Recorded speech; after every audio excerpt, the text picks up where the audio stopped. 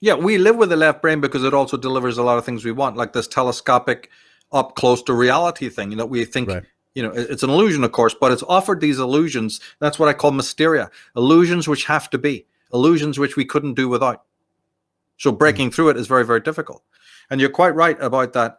What it really does, the way I now look at it is Gabriel Marcel give us the solution, and that is the left brain.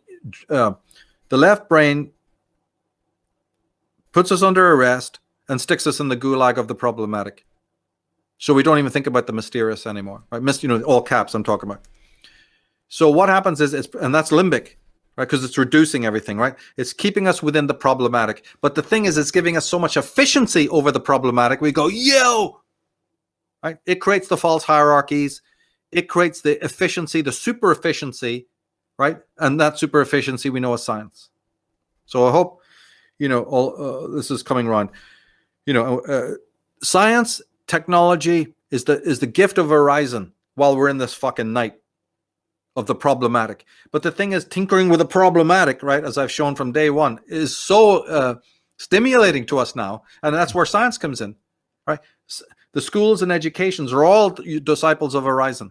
They're the satanic mills that Blake talked about. And they train us to not give a fuck about wholeness, integration, and mystery. Go to the next slide. Schelling has a statement, quote, he says, I'll read it. Nature is nothing but the organ of self-consciousness, right? So based on what we've just said, nature is mystery, right? But let's just read it as a way he's said it, and then I'll comment. Nature is nothing but the organ of self-consciousness. So self-consciousness come out of nature. And everything in nature is only necessary, and that means absolute, because only through such a nature can self-consciousness be achieved. So here's a man who has thrown out all the lies and understood that the biosphere and the physiosphere has created the noosphere, right? So they're nestled, right? And one is the progress of another. So we couldn't understand that unless we'd put in what I just said, that we go towards noosphere. Noosphere gets created out of the natural because of the mystery, not the problem. As we seek for the mystery of self, problem is an ontological, cousin of it. We looked at it neurologically because it's the left brain that makes that happen, sadly. But nevertheless, they're entwined. We couldn't just all drift around in some sort of, space in which it's just mystery, just mystery, just mystery. Everything is contrarium. Everything is dialectical monism. And so moving along with the mystery and the investigation and the rapport, right, between mystery and us, because mystery is a living thing. Nature is a living thing. Remember Schelling's great statement, nature is invisible spirit, right? Is visible spirit, right? So it's all a contrarium. So the contrarium, because we set out in this very program to look at, could we know something more about the contrarium? Yeah, we do. That as you move towards mystery, you can't only do that. Something about our circuitry, something about our world, our existence, means that the problematic runs along with it. And also, how would you know the mystery unless you had its opposite? Right.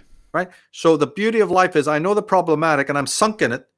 And then as I'm fixing my engine, and as I'm screwing the bolts, and as I'm chopping the wood, I see this gleam. You'll see it in the movie Fearless, right? Brings all of this out. And I suddenly see mist on the mountain. Well, that's the mystery, right? Or I hear the waves coming in, and that entrances me at night when I hear it, right? And lifts me from where I'm at. Or I suddenly pick up a fucking leaf and look at it. And I'm suddenly in mystery. I look at a snowflake, right? So the mystery is always around us, and it's going to knock on our doors, no matter how many doors we try to, close against it. Mystery can never, ever, ever, ever, be excised completely, although we're doing a bloody good job at it, right? So what he's talking about there, if you just replace nature with mystery, you get it. That out of the mystery, out of nature, came self-consciousness.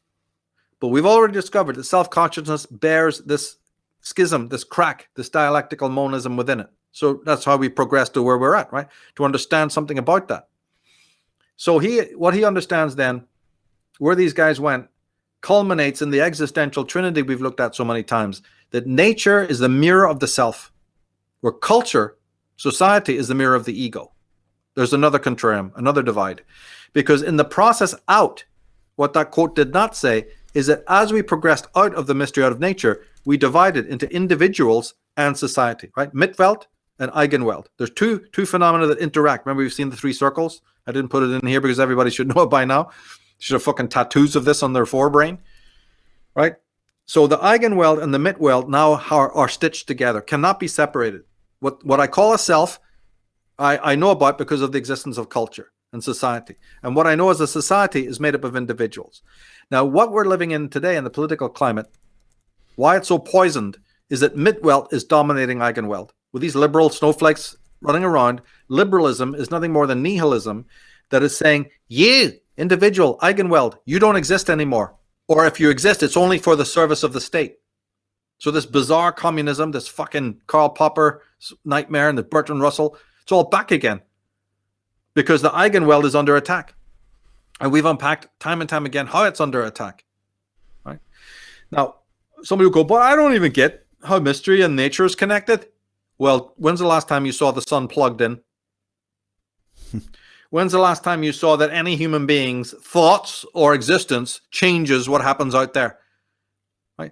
It's numinous and it's negentropic. It's self-generating. You have to plug shit in, right? But nature doesn't plug in. You can't find the socket. It's self-generating, right?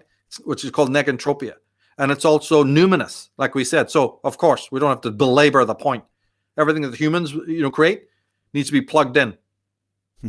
The spiritual, And also it's difficult because we're not in touch with it. We don't know what systems it has.